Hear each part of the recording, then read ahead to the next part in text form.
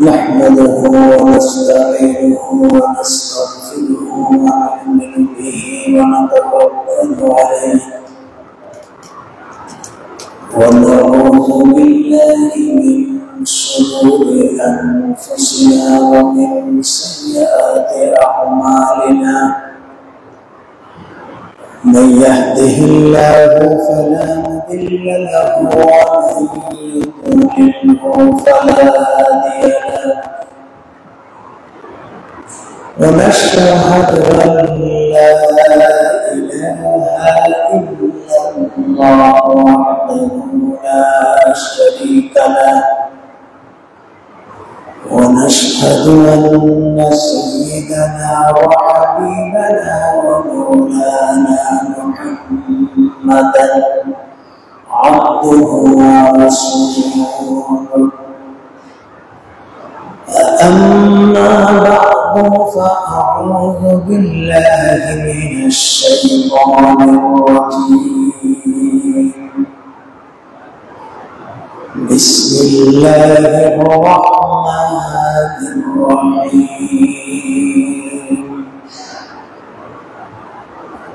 يا أيها النبي إنا أرسلناك شاهدا ومبشرا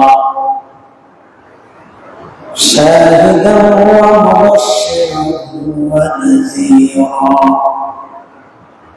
وداعيا إلى الله بإذنه وسراجا منيرا وقال تبارك وتعالى إن الله وملائكته يصلون على النبي يا أيها الذين آمنوا صلوا عليه وسلموا تسليما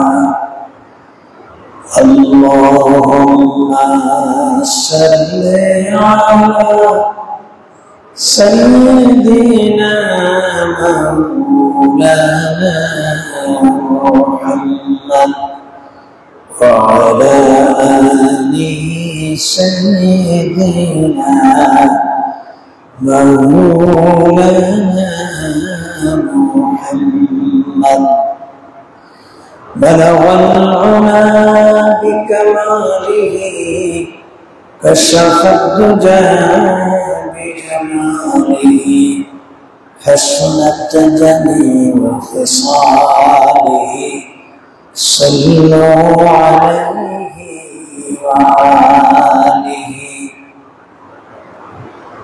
شهدت على أحمد أنه رسول من الله باريا نسمه بلغ العلا بكماله كشف الدجى بجماله حسنت جميع خصاله صلوا عليه وآله সম্মানিত মুসল্লিয়ানে کرام দেশে এবং দেশের বাইরে অবস্থানরত আমাদের প্রাণ প্রিয় দ্বীনী ভাই এবং বোনেরা আসসালামু আলাইকুম ওয়া রাহমাতুল্লাহি ওয়া বারাকাতুহু মহান আল্লাহ রাব্বুল আলামিনের দরবারে লাখ কোটি শুকরিয়া পেশ করছি যে আল্লাহ রাব্বুল আলামিন আমাদেরকে আজকের এই জুমার নামাজ আদায়ের জন্য আল্লাহ রাব্বুল আলামিনের ঘরে অবস্থান করার তৌফিক দিয়েছেন। এই জন্য দিল থেকে কালিমাতুল শুকর আদায় করছি আলহামদুলিল্লাহ। সম্মানিত হাজিরিন کرام, এই চাঁদটা রবিউল আউয়ালের চাঁদ। বিশেষ করে এই মাসটা আমাদের মাঝে আসলে নবী করিম সাল্লাল্লাহু আলাইহি ওয়াসাল্লামের কথাটা আমাদের বেশি পরিমাণে মনে পড়ে। মূল কারণ হচ্ছে যে এই মাসটা আল্লাহ রাসূলের জন্মের মাস, ওলাদতের মাস। নবী করিম সাল্লাল্লাহু আলাইহি ওয়াসাল্লামের আগমনটা এমন একটি সময় হয়েছিল, আমরা জানি, যেই সময় এবং যেই সমাজ ব্যবস্থাকে বলা হয়তো আইয়ামে জাহিলিয়া, বর্বর জাতি। একটা সমাজ কোন পর্যায়ে গেলে বর্বরতা বলা যায়? এই সমাজের ভিতরে শিক্ষা ছিল না, সুস্থ সংস্কৃতি ছিল না, মানবতা বলতে কিছু ছিল না। না, নবী করিম সাল্লাল্লাহু আলাইহি ওয়াসাল্লাম যে মক্কার মানুষের কাছে আবির্ভাব হয়েছিলেন, তৎকালীন সময়ে কিন্তু শিক্ষার অভাব ছিল। আল্লাহ রাসূলের সবথেকে বড় দুশমন যাকে বলা হয় আবু জাহেল, তার আসল নাম ছিল আবুল হেকম। আবুল হেকম শব্দের অর্থ হচ্ছে বুদ্ধিজীবীর বাপ, জ্ঞানীদের জনক। একটা মানুষের কতটুকু জ্ঞান থাকলে, শিক্ষা থাকলে তাকে জ্ঞানীদের জনক বলা যায়, আন্দাজ করা যায়। সাহিত্যের যুগ ছিল, কবিত্বের যুগ ছিল। এত বড় বড় উচ্চাঙ্গের কবি ছিলেন, যারা চলার পথে চোখের সামনে কিছু নজরে পড়লে আরবি ভাষা সর্বোচ্চ গ্রামার, ফাসাহাত এবং বালাগাত যাকে বলা হয়, সর্বোচ্চ গ্রামার দিয়া তাৎক্ষণিক তারা কবিতা রচনা করতে পারত। বিশেষ করে তৎকালীন সময়ের উল্লেখযোগ্য কবি হচ্ছে কবি লবিব। এরপরেও আল্লাহ রাব্বুল আলামিন এত বড় জ্ঞানী, সুস্থ সংস্কৃতি, জ্ঞান, বিজ্ঞান, এরপরে তাদের ইতিহাস, ঐতিহ্য, সাহিত্য এবং কবিত্ব, এত কিছু থাকার পরেও কোন কারণে জাহিলিয়ত বলা হয়েছে?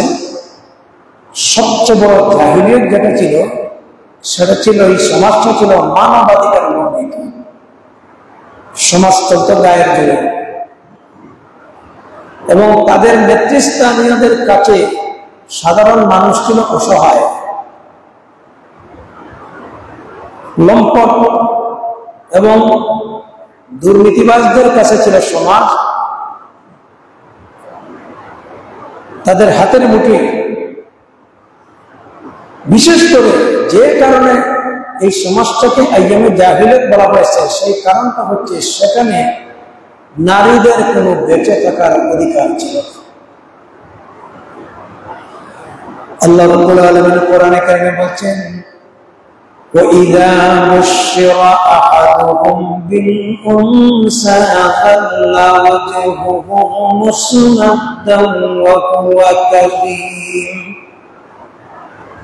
স্মরণ করুন সেই সমাজের কথা, সেই যুগের কথা, যখন সমাজের ভিতরে কোনো কন্যা সন্তান জন্ম নিলে এর সুসংবাদে গার্জিয়ান তার মুখমণ্ডল মলিন করে দিত। আল্লাহ পাক তাদের কর্মকাণ্ড কোরআনে কারিমে তুলে ধরেছেন, আম ইয়াদুসসুহু ফিত তুরাব।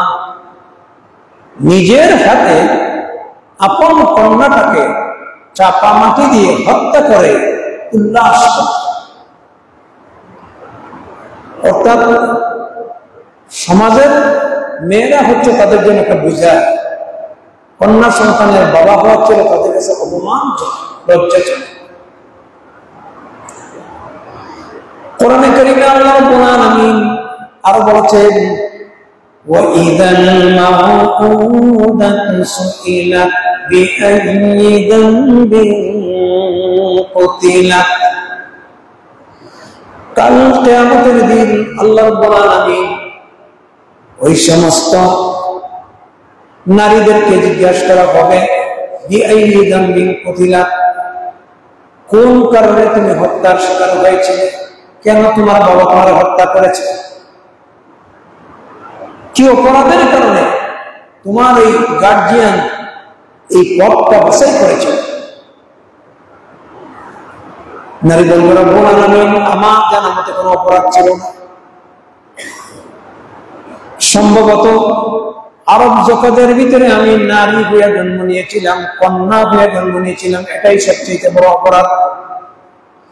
আল্লাহ রাব্বুল আলামিন বলেন আলা সাআ মা কানু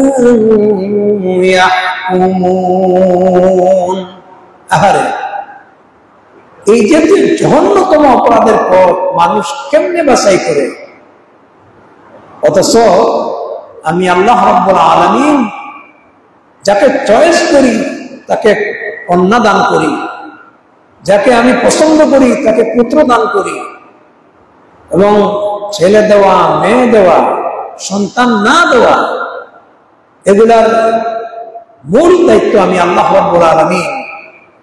এখানে কোনো নারীদের বিশেষ কোনো ক্ষমতা নাই, পাওয়ার নাই।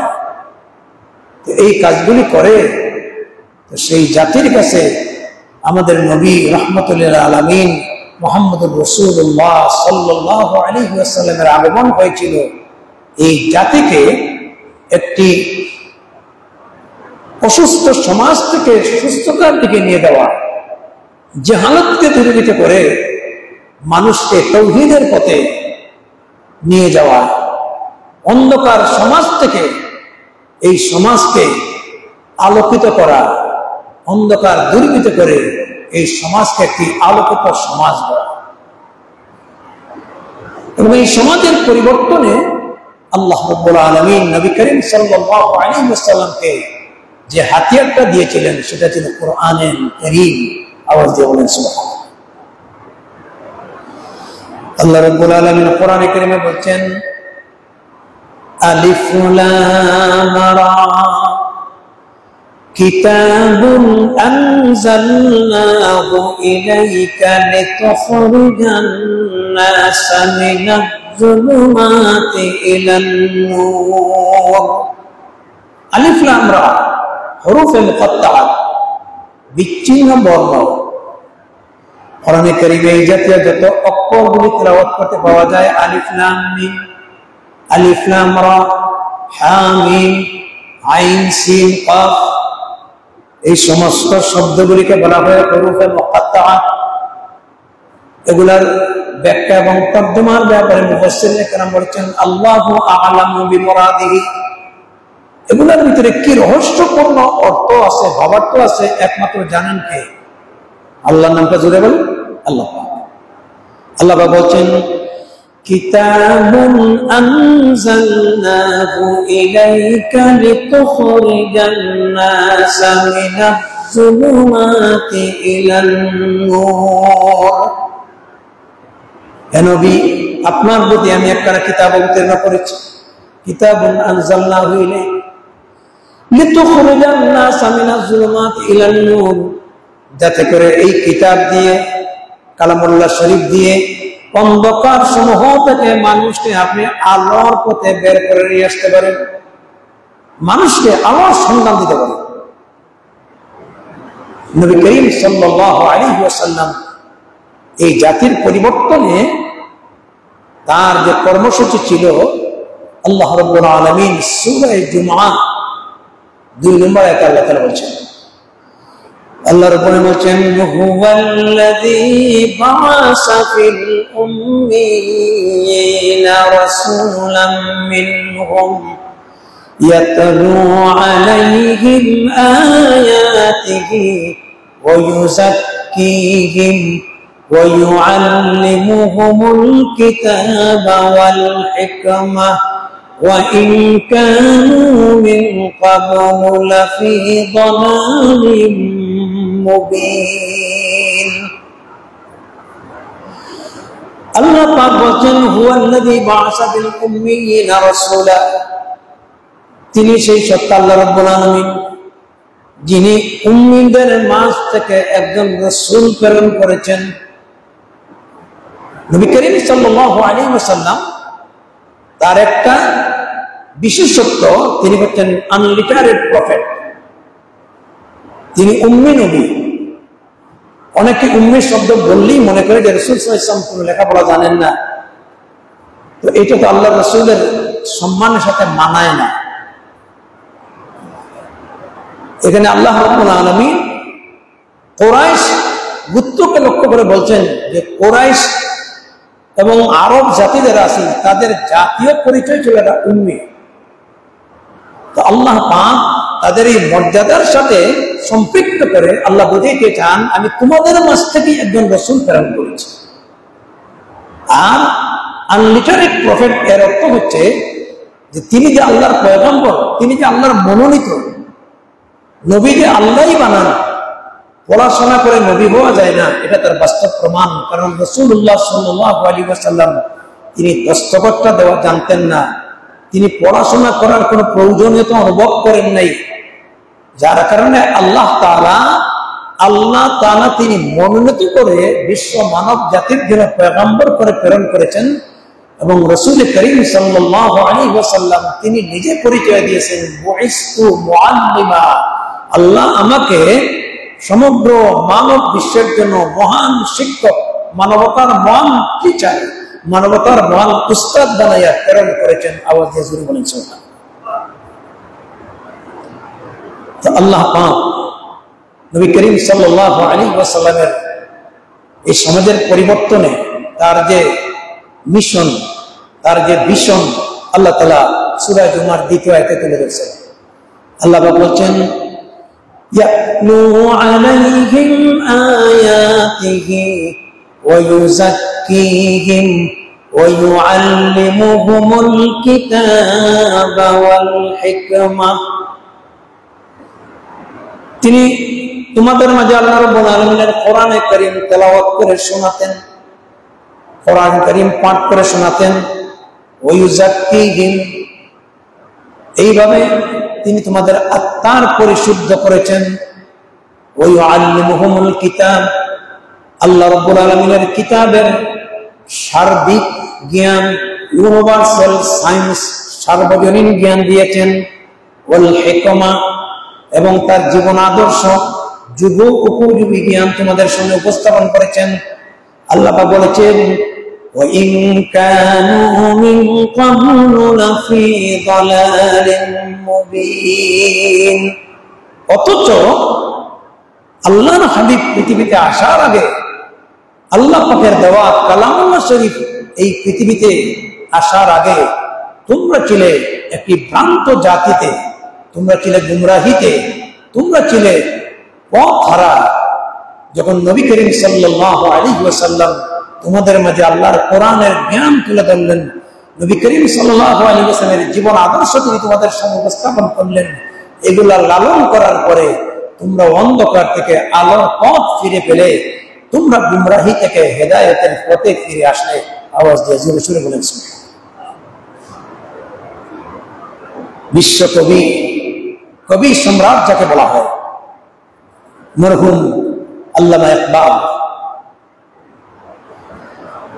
আল্লামা ইকবাল রাহমাতুল্লাহ আলাইহি বলেছেন উত্তর কর গার হেরাসে, উত্তর কর গার হেরাসে সুয়ে কম আয়া और एक नुस्खाए किमिया साथ लाया। গারে হেরা থেকে নবী করিম সাল্লাল্লাহু আলাইহি ওয়াসাল্লাম নিয়ে এসেছিলেন নুসখায়ে কিমিয়া, একটি মূল্যবান পাথরের সাথে তিনি তুলনা দিয়েছেন। নুসখায়ে কিমিয়ার অর্থ হচ্ছে পরশ পাথর। আমরা এই পাথরের নাম যুগ যুগ ধরে জানি। অরিজিনাল পরশ পাথর যেটি, এটার একটা বৈশিষ্ট্য হলো এটার সাথে লোহা লাগলে, তামা লাগলে স্বর্ণ হয়ে যায়। তো যেইভাবে এই মূল্যবান পাথরের সংস্পর্শে লোহা তামা স্বর্ণ হয়, আল্লাহ রাব্বুল আলামিনের দেওয়া এই মহান রত্ন কোরআনে আজিম, এটার সাথে মানুষের জীবন যখন লাগে, এই মানুষগুলি সোনার মানুষে পরিণত হয়। এই মানুষগুলি কিসের মানুষে পরিণত হয়? সোনার মানুষ। এই জন্য রাসূল সাল্লাল্লাহু আলাইহি ওয়াসাল্লামের সবথেকে বড় চরিত্র ছিল কোরআন। হযরত আয়েশা রাদিয়াল্লাহু তাআলা আনহাকে জিজ্ঞাসা করা হয়েছিল, কাইফা কানা খুলুক রাসূলিল্লাহ সাল্লাল্লাহু আলাইহি ওয়াসাল্লাম, আম্মা জান আপনি আমাদের জানাইয়া দিন নবী করিম সাল্লাল্লাহু আলাইহি ওয়াসাল্লামের বৈশিষ্ট্য, তার চরিত্র কেমন ছিল। হযরত আয়েশা রাদিয়াল্লাহু তাআলা আনহা সংক্ষিপ্তভাবে উত্তর দিয়েছিলেন, কানা খুলুকুহুল কুরআন, নবী করিম সাল্লাল্লাহু আলাইহি ওয়াসাল্লামের জীবন চরিত্র হচ্ছে 30 পারা কোরআন। একটু আওয়াজ দিয়ে সুবহানাল্লাহ বলুন।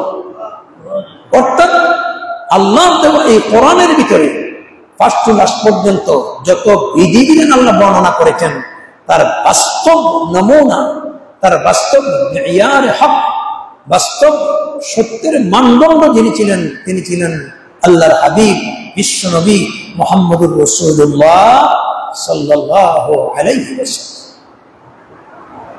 আজকে পৃথিবীতে ইসলাম আগমনের প্রায় 1450 বছর পেরিয়ে গেছে। আজও দুনিয়াতে ইসলাম আছে, কিয়ামত পর্যন্ত থাকবে। ইসলাম থাকবে আল্লাহর রাসূলের আদর্শের বদৌলতে। ইসলাম বিশ্বময় ছড়িয়ে যাবে নবী করিম সাল্লাল্লাহু আলাইহি ওয়াসাল্লামের চরিত্রের বদৌলতে। কোরআনে কারীমে আল্লাহ রাব্বুল বলছেন, ওয়া ইন্নাকা লাআলা খুলুকিন আযীম, নিঃসন্দেহে হে নবী আপনি হচ্ছেন সমগ্র বিশ্বে সর্বোত্তম চরিত্রের অধিকারী। চরিত্রের বদৌলতে আজ আছে। ভাই, আজকে দুর্ভাগ্যজনক হলেও সত্য, এই নবী আল্লাহ তাআলা আমাদেরকে দান করেছেন, এই নবীর উম্মত আমরা হতে পেরেছি, বলি আলহামদুলিল্লাহ। কিন্তু আজকে উম্মতের যে নাজুক অবস্থা, উম্মতের যে দুর্দশা, এটার জন্য যদি আমরা আত্মসমালোচনা করি, আমাদের বিবেককে যদি আমরা প্রশ্ন করি, তাহলে আমাদের বিবেক থেকে একটা জাগ্রত বোধ তৈরি হবে যে আমরা নবী করিম সাল্লাল্লাহু আলাইহি ওয়াসাল্লামের রেখে যাওয়া কোরআন আর সুন্নাহ, এটাকে আমরা শক্ত করতে ধরতে পারি নাই। কোরআন সুন্নাহ থেকে দূরে সরে যাওয়াটাই হচ্ছে আজকের মুসলিম জাতির নিষ্পেষণ এবং নির্যাতনের কারণ। অথচ এই রাসূল আমরা চিনতাম, যে রাসূলকে চিনেছে এত দুনিয়া এবং আখিরাতে সফলতা লাভ করেছে, যে নবী করিম সাল্লাল্লাহু আলাইহি ওয়াসাল্লামের আদর্শকে ধারণ করেছে, তার ইহকাল এবং পরকাল সাফল্যমণ্ডিত হয়ে গেছে।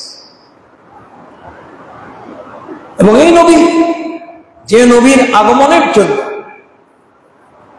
এর আগের যত আম্বিয়া আলাইহিস সালাতু ওয়াস সালাম, সমস্ত নবীরা কিন্তু শেষ নবী আসার জন্য আল্লাহর কাছে দরখাস্ত করেছেন। ঈসা আলাইহিস সালাতু ওয়াস সালাম দোয়া করেছেন, ইব্রাহিম আলাইহিস সালাতু ওয়াস সালাম দোয়া করেছেন যে আল্লাহ রাব্বুল আলামিন যেন তারই বংশ থেকে আল্লাহ পাক শেষ নবী মুহাম্মদুর রাসূলুল্লাহ সাল্লাল্লাহু আলাইহি ওয়াসাল্লামকে দান করেন। তিনি এসে যেন আগেকার যুগের যত নবীদের তৌহিদের দাওয়াত ছিল, যত নবীদের কার্যক্রম ছিল, সমস্ত নবীদের কার্যক্রম তিনি যেন বহাল রাখেন এবং তার দ্বারাই যেন ইসলামী জিন্দগি মুকম্মল, আল্লাহর দ্বীন যেন পরিপূর্ণ হয়। এই দোয়াটা সমস্ত আম্বিয়া আলাইহিস সালাতু ওয়াস সালাম করেছিলেন, যার কারণে নবী করিম সাল্লাল্লাহু আলাইহি ওয়াসাল্লাম হচ্ছেন সমস্ত নবীদের, বিশেষ করে ঈসা আলাইহিস সালাতু ওয়াস সালাম, ইব্রাহিম আলাইহিস সালামের দোয়ার ফসল। সুবহানাল্লাহি ওয়া বিহামদিহি। এবং যে নবী করিম সাল্লাল্লাহু আলাইহি ওয়াসাল্লামের উপমা শুধু কোরআনে না,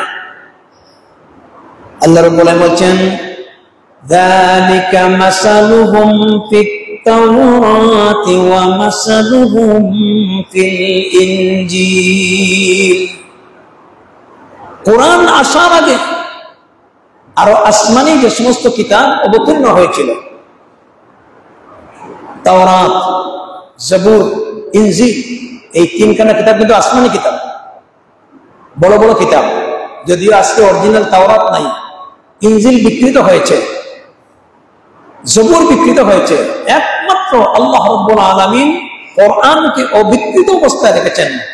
তো সেই কোরআন আসার আগে আল্লাহ বলেছেন যালিকা মাসালুহুম বিত-তাওরাত ওয়া মাসালুহুম ফিল ইনজিল, তাওরাত ইনজিলে আমি আমার নবীর আগমনের বর্ণনা আগেই করে রেখেছি।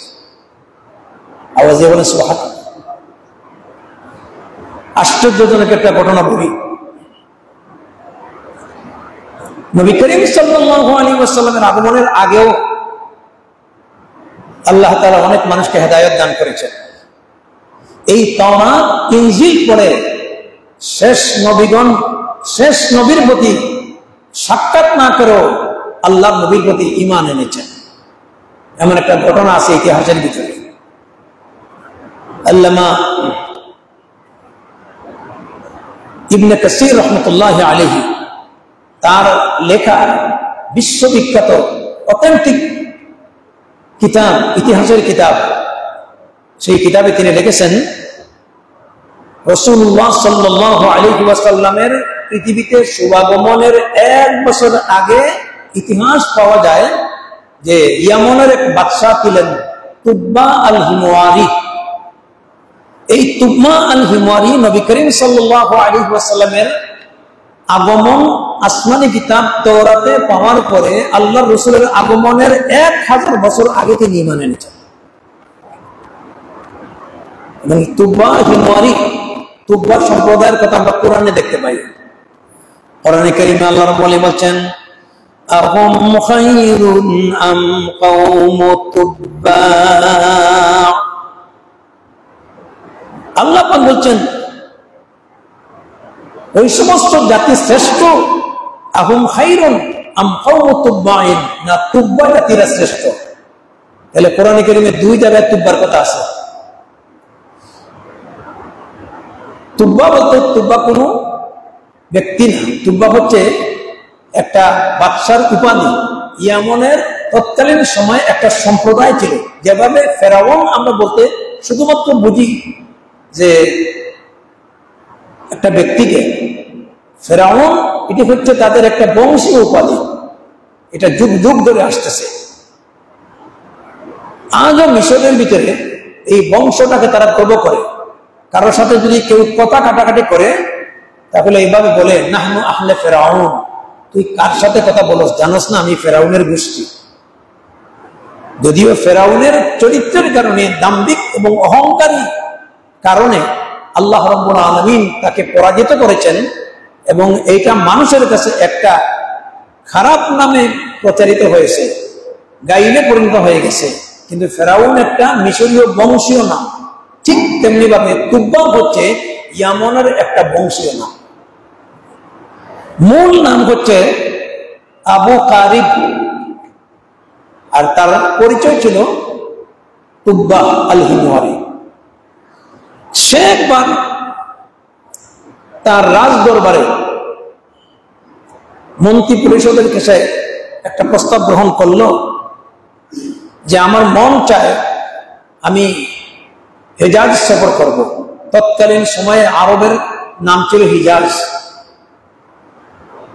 এবং আমার সফরকালীন সময়ে আমি আসমানি কিতাব তাওরাতের ভিতরে শেষ নবী পয়গম্বরের বিভিন্ন নিদর্শন, এই বিষয়গুলি আমি অবলোকন করব। এই জন্য তিনি প্রস্তাব দিলেন এবং প্রস্তাবের সাথে সাথে তিনি তাদেরকে জুয়া করলেন। ইতিহাসের পাতায় লেখা হয়েছে তিনি ভ্রমণে বের হওয়ার সময় 12,000 আলিমদেরকে সাথে নিলেন। কয় হাজার? 12,000। 12,000 বিদ্যান্তরকে সাথে নিলেন। 1,32,000 অশ্বারোহী এবং 1,13,000 পদাতিক সৈন্য, আর সাথে কিছু প্রত্নতাত্ত্বিক, অর্থাৎ বিভিন্ন জায়গার মাটি, পাথর বা ঐতিহ্য, প্রাচীন নিদর্শন, এ সমস্ত গবেষণা করে তারা যেন এগুলা তথ্য দিতে পারে, এই ধরনের প্রত্নতাত্ত্বিক কিছু লোক সাথে নিয়ে গেলেন। এগুলা নিয়ে ইয়েমন থেকে, তৎকালীন সময়ে উন্নত মানের কোনো যোগাযোগ ব্যবস্থা ছিল না, হেঁটে হেঁটে বিভিন্ন এলাকা দেশ অঞ্চল ভ্রমণ করে পাহাড়ের পাঁচ দেশে উঁচু নিচু ঢালু রাস্তা ভেদ করে দীর্ঘদিন সফর করতে করতে তিনি হেজাজে মক্কা নগরীতে তিনি অবস্থান করলেন। এত বড় মহান বাদশাহ ইয়ামনের যাওয়ার পরে তিনি আশ্চর্য হয়ে গেলেন যে আমি এত বড় একজন বিশ্ববিখ্যাত ইয়ামনের শাসক, আমাকে কেউ রেসপেক্ট করলো না, আমাকে কেউ সম্মান দিল না।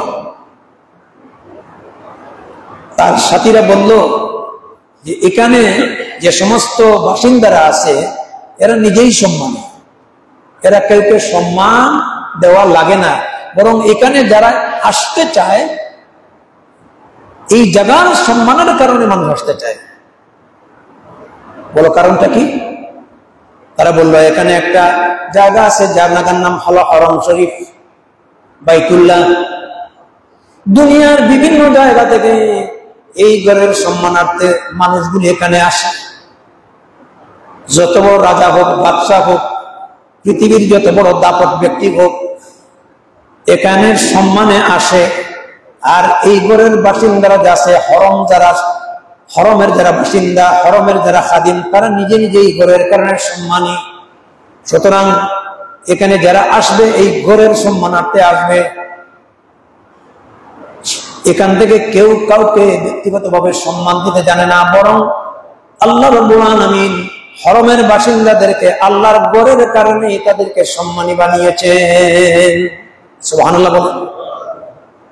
এবার সে মনে মনে ইরাদা করেছে, তাই নাকি, যেই ঘরের কারণে এই মানুষগুলি সম্মানী আর আমার মতো মহান বাজারে তারা সম্মান দিল না, আমি এই ঘরকে জ্বালিয়ে পুড়িয়ে ধ্বংস করে দেব। আওয়াজ দিয়েছিল বলেন নাউজুবিল্লাহ। তার ধ্যান ধারণা খারাপ হয়ে গেল। আল্লাহ পাক তাকে এমন এক মানসিক রোগে আক্রান্ত করলেন, দেখা গেল যে এই রোগের কারণে তার নাক মুখ দিয়ে রক্ত পড়ে আর দুর্গন্ধের কারণে কেউ কাছে যেতে পারে না। বিভিন্ন ধরনের হাকিম, ডাক্তার, এরপরে চিকিৎসক তার সুস্থতার জন্য নিয়োজিত করা হলো। যত ধরনের দোয়াই, যত ধরনের ঔষধ, যত ধরনের ডাক্তারি সাপ্লিমেন্ট তাকে দেওয়া হলো, কোন ধরনের ঔষধ এবং দোয়াইয়ে কার্যকর হলো না। মৃত্যুর উপক্রম, নাক মুখ দিয়া রক্ত পড়ে, দুর্গন্ধে তার কাছে কেউ যেতে পারে না। এরপরে তাদের ভিতর থেকে একজন বিদ্বান যিনি ছিলেন, আলিম, 12,000 আলিম, এর মধ্যে একজন বললেন, হে আমাদের জাহাপনা, আপনি যে রোগে আক্রান্ত হয়েছেন, আমাদের মন চায় যে এই রোগটা আসমানি রোগ। এই রোগটা কি? আসমানি রোগ। আর আপনার ঔষধ হইল জমিনি। যদি আপনি মনে মনে কোনো খারাপ চিন্তা করেন, হয় আল্লাহর ঘর নিয়ে, আল্লাহর ঘরের মেহমানদেরকে নিয়ে, তাহলে এখন থেকে মন থেকে আপনি এইগুলো প্রত্যাখ্যান করে তওবা করেন, ইস্তেগফার করেন। আশা করা যায় আপনার আসমানি রোগের ফয়সালা আপনার মানবিক দিক দিয়ে তওবা এবং ইস্তেগফারের কারণে আল্লাহ রাব্বুল আলামিন হয়তো আপনাকে ক্ষমা করে দিবেন। পরে তার ধারণা আসলো যে আমার মনের ইরাদা ছিল খানায়ে কাবাকে পুড়িয়ে দেওয়া, জ্বালিয়ে দেওয়া, ভেঙে দেওয়া। সে মন থেকে সঙ্গে সঙ্গে তওবা করলো, ইস্তেগফার করলো। আল্লাহ রাব্বুল আলামিন তার নাক মুখ দিয়া ঝরে পড়া রক্ত এবং দুর্গন্ধ, এই রোগ অটোমেটিক আল্লাহ পাক আসমান থেকেই তাকে ক্ষমা করে দিলেন। জোরে সোরে বলেন সুবহানাল্লাহ। তখন থেকেই আল্লাহর খানায়ে কাবার প্রতি তার একটা মর্যাদা, খানায়ে কাবার প্রতি একটা ইজ্জত এবং খানায়ে কাবার যারা বাসিন্দারা তাদের প্রতি একটা সম্মান তার অন্তরের মধ্যে বেড়ে গেল। বেড়ে যাওয়ার পরে প্রত্নতাত্ত্বিক যারা ছিল সাথে, 13,000 প্রত্নতাত্ত্বিক বলছিলাম, ওদেরকে বললো যে এই জায়গার ঐতিহ্যটা কি, নিদর্শনটা কি, তোমরা দেখো। আল্লাহু আকবার, কত প্রাচীন ইতিহাস। ইবনে কাসির রাহমাতুল্লাহি আলাইহি তিনি লিখছেন যে প্রত্নতাত্ত্বিকরা বলল এটা হচ্ছে এমন এক জায়গা, শেষ যেই জায়গাটা হচ্ছে শেষ নবী মুহাম্মদুর রাসূলুল্লাহ সাল্লাল্লাহু আলাইহি ওয়াসাল্লামের আবির্ভাবের জায়গা। তিনি এই জায়গাতে জন্মস্থান, তিনি এখানেই জন্মগ্রহণ করবেন। নবী করিম সাল্লাল্লাহু আলাইহি ওয়াসাল্লামের জন্ম কোথায়? মক্কায় না মদিনায়? মক্কা শরীফে। আর তিনি যে মিশন এবং ভিশন, আল্লাহ রাসূলের মিশন আর ভিশন কি ছিল?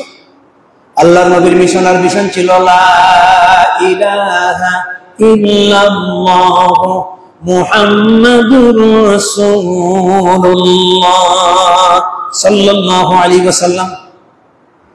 তিনি যে মিশন এবং ভিশন নিয়ে আসবেন, ওই মিশনটা বাস্তবায়নের জন্য তিনি যখন কাজ করবেন, তার বিরুদ্ধবাদী যারা থাকবে, মুশরিক যারা থাকবে, এখান থেকে তাকে সরাইয়া দিবে এবং আল্লাহ রাব্বুল আলামিনের আদেশে তিনি এদের কষ্ট, এদের চক্রান্তের কারণে তিনি এখান থেকে হিজরত করে ইয়াসরিব মানে মদিনাতুল মুনাওয়ারাতে তিনি হিজরত করবেন।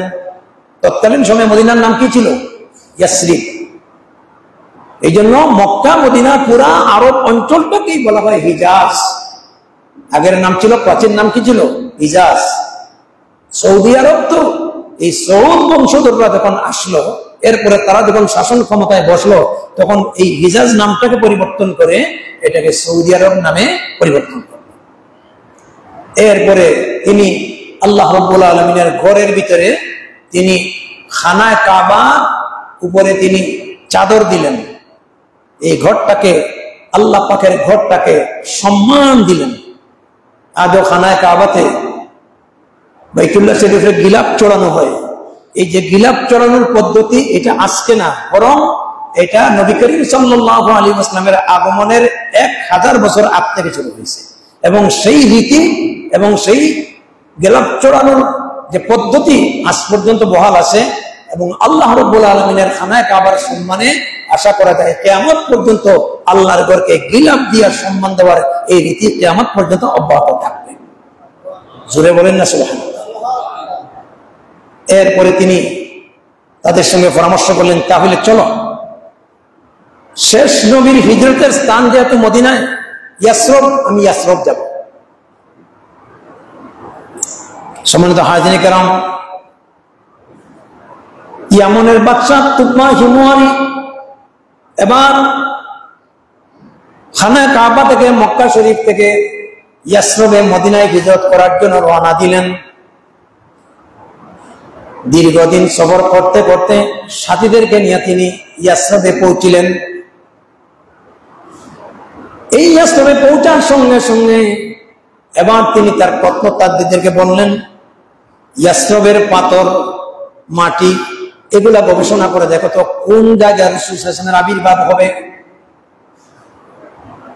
প্রত্নতাত্ত্বিকরা মাটিগুলি তারা গবেষণা করলো, পাথরগুলি গবেষণা করলো।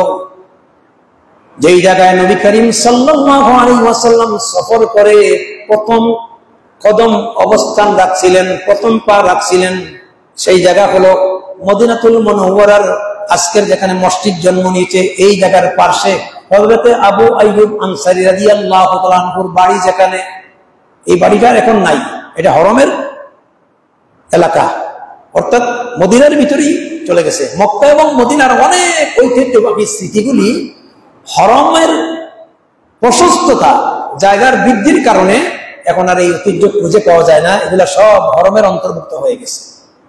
আবু জেহেলের বাড়ি, এটা টয়লেটে পরিণত হয়েছে। আবু কুবাইসের বাড়ি, যেই জায়গাটা ছিল পরামর্শ ভবন, মুশরিক এখানে বসে বসে পরামর্শ করত, দারুন নদওয়া, এই জায়গাটাও হরমের অংশ হয়ে গেছে।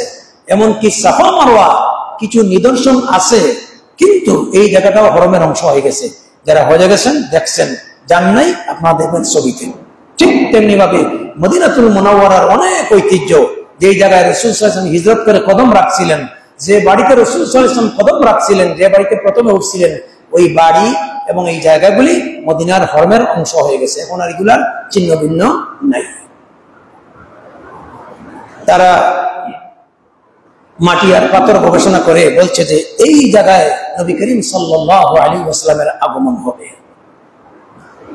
বর্ণনাটা জানাজানি হওয়ার পরে তার সাথে যে সমস্ত 12,000 উলামায়ে কেরাম ছিলেন, বিদ্বান ছিলেন, এর ভিতর থেকে অধিকাংশ উলামায়ে কেরাম বাদশার কাছে দরখাস্ত করলেন যে যাপনা, আপনি এই জায়গা ভ্রমণ করে আপনি ইয়ামনে চলে যান, আমরা আর এই জায়গা থেকে বাড়িতে যেতে চাই না। যেহেতু আসমানি কিতাব তাওরাতের ভিতরে শেষ নবী মুহাম্মদুর রাসূলুল্লাহর আগমনের এবং হিজরতের স্থান আমরা জেনে গেছি, এই জন্য মৃত্যু পর্যন্ত আমরা এই জায়গায় থাকতে চাই। যদি আল্লাহ রাব্বুল আলামিন আমাদের ভাগ্যে দয়া করেন, নবীজির সাক্ষাৎ পাবো, তার প্রতি ঈমান আনবো, আর যদি আমাদের ভাগ্যে না হয় তাহলে আমরা শেষ নবীর প্রতি ঈমান এনে এই জায়গাতে আমরা মৃত্যুবরণ করব, যাতে রাসূলের রিসালাতের প্রতি ঈমান এনে কিয়ামতের দিন ময়দানে মাহশরে আমাদের নাজাতের জন্য জরিয়া হতে পারে। সুবহানাল্লাহ। কিন্তু কেউ বললেন না। মুআজ্জিজ হাজরিন কেরাম, বাদশা তো চিন্তিত হয়ে গেল। এবার বাদশা বলল, না, আলেমদের ভিতর থেকে আমি মাত্র 400 জন আলেমদেরকে অনুমতি দিতে পারি, তোমরা থাকতে পারো। এবং তিনি 400 জন উলামায়ে কেরাম ইসলামী বিদ্বানদের জন্য এক একখানা গড় নির্মাণ করে দিলেন। আর এদের ভিতর থেকে যিনি রাইসুল উলামা, উলামাদের নেতা, শীর্ষস্থানীয় আলিম, তার জন্য একটা স্পেশাল গড় বানালেন আর বললেন যে তুমি এখানে থাকো, তোমার কাছে আমি একটা চিঠি লিখে দেব, এই চিঠিটা তুমি নিজের কাছে সংরক্ষণ করে রাখবে। যদি নবী করিম সাল্লাল্লাহু আলাইহি ওয়াসাল্লামের আগমন এই অবস্থাতে ঘটে যায়, আমার পক্ষ থেকে এই চিঠিখানা আল্লাহ রাসূলের কাছে উপহার হিসেবে দেবে। যদি তোমার সাক্ষাৎ না হয়, তোমার ইন্তেকালের পরে পরবর্তী যিনি আসবেন এই ঘরখানায় তিনি থাকেন, আল্লাহ রাসূলের চিঠিখানা তিনি যেন সংরক্ষণ করেন। এইভাবে ক্রমান্বয়ে বিশ্ব নবীর হিজরত এবং আল্লাহ রাসূলের মদিনার আগ পর্যন্ত ক্রমান্বয়ে নবী করিম সাল্লাল্লাহু আলাইহি ওয়াসাল্লামের হাতে যাওয়া পর্যন্ত আমার এই চিঠিখানা যেন সংরক্ষিত থাকে। আওয়াজ দিয়ে বলেন সুবহানাল্লাহ। চিঠিটা কি ছিল? চিঠি সম্পর্কে লিখছেন ইবনে কাসির রাহমাতুল্লাহি আলাইহি। তিনি লিখছেন,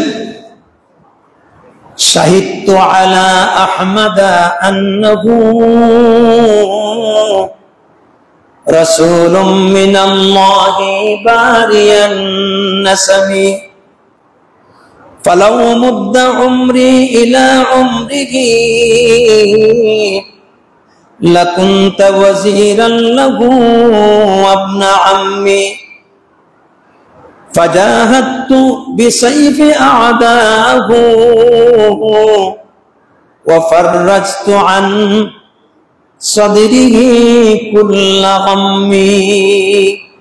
আরবি চিঠি। তিনি বলছেন, শাহিদতু আলা আহমাদা আন্নাহু রাসূলুম মিনাল্লাহি বারিয়ান নাসাবি।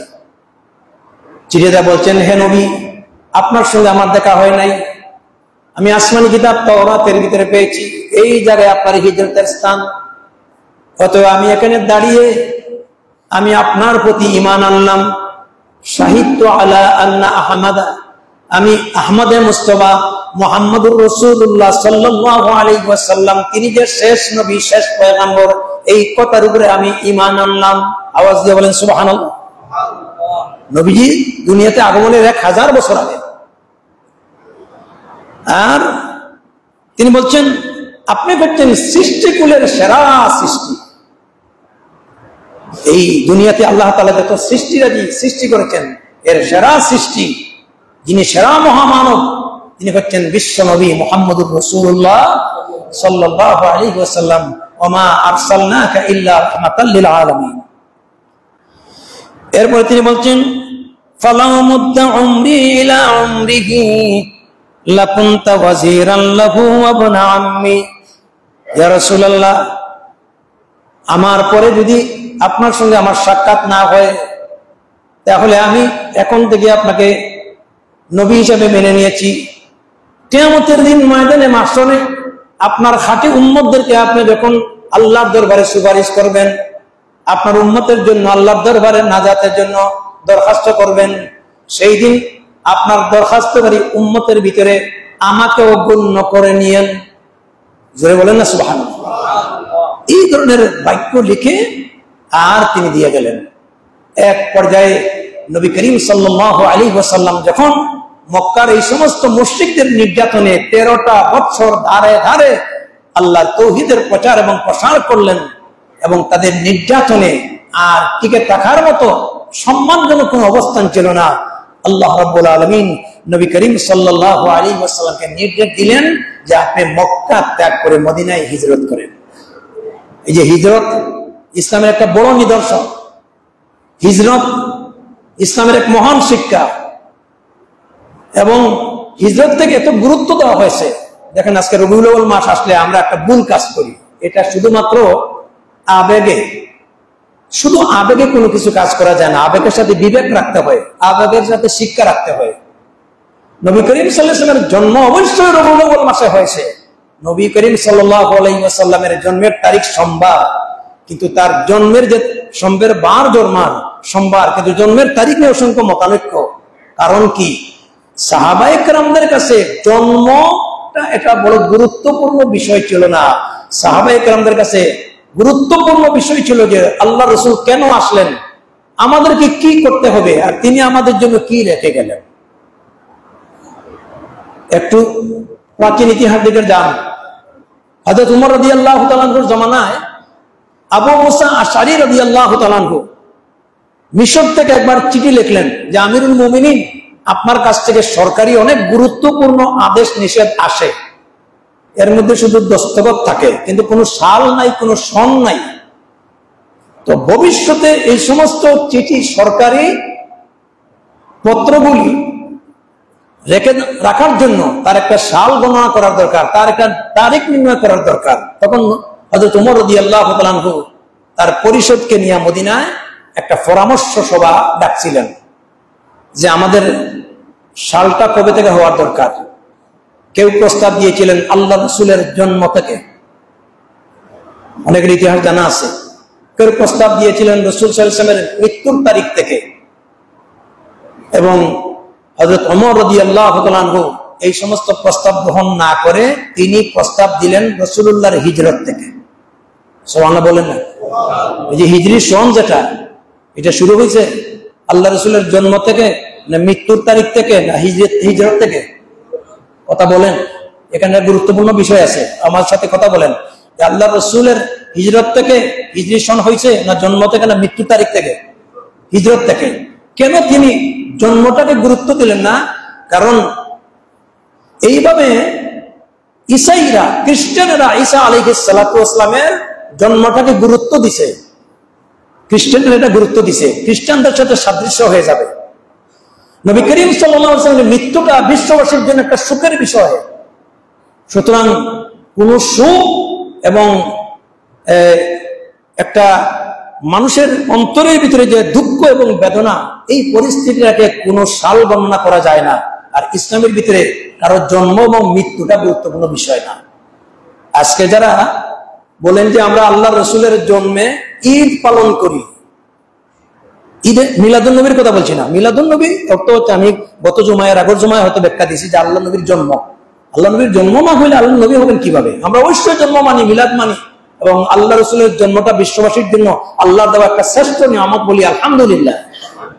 কিন্তু আপনি এই দিনটাকে যে ঈদ বানাইলেন, ইসলামের তৃতীয় কোনো ঈদ নাই, 2 ঈদের পরে আরেকটা ঈদ বানাইলেন যে আমি নবীকে মহব্বত করি। কোনো দলিল নাই, কোনো প্রয়োজন নাই, দলিলের দরকার নাই, আমি মহব্বত আল্লাহ রসুলের, আমরা এই দিনটাকে ঈদ বানাইছি। আপনার মন বলা চাপাইয়া দেয় আপনি ঈদ বানাইছেন।